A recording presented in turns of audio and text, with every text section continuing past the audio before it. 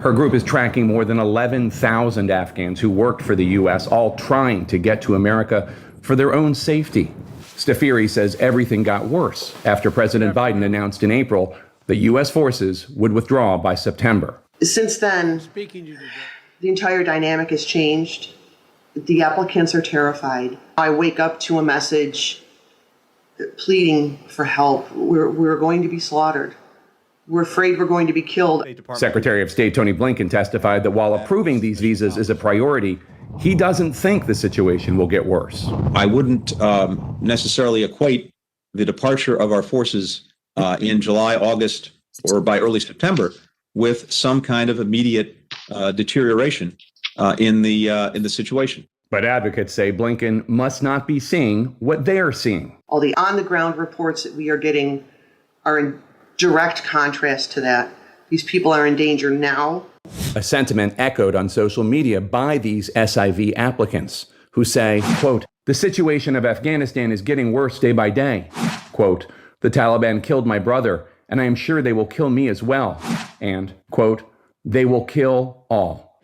One option pushed by advocates, evacuate these Afghans to safety even while their visas are still being processed. Some using the hashtag, "Get them to Guam." Guam's governor writing a letter to President Biden saying the U.S. territory is open to being a temporary safe haven for these Afghans. A few weeks ago, administration officials told CNN that the Pentagon was looking at how to evacuate the thousands of Afghans at risk, with the head of U.S. Central Command, General Kenneth McKenzie, publicly announcing he could pull it off. All he needs is the green light. From a Central Command perspective and the perspective of the U.S. military, if directed to do something like that, we could certainly do it. Joint Chiefs of Staff Chairman General Mark Milley saying the U.S. must protect these allies at all costs, according to Defense One, saying, quote, "We recognize that a very important task is to ensure that we remain faithful to them and that we do what's necessary to ensure their protection and, if necessary, get them out of the country." But Blinken is not ready to commit. So yes or no, is the administration planning an evacuation of those people?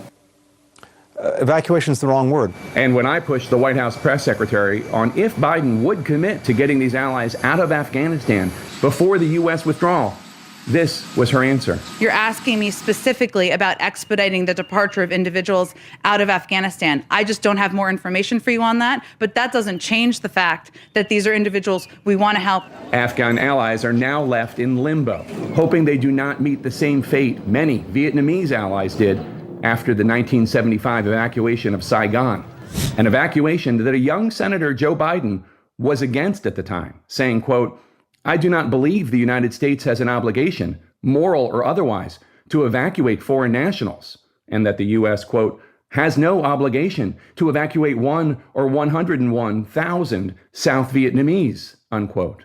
And now, thousands of Afghan allies and their advocates are praying that Joe Biden has had a change of heart nearly 50 years later.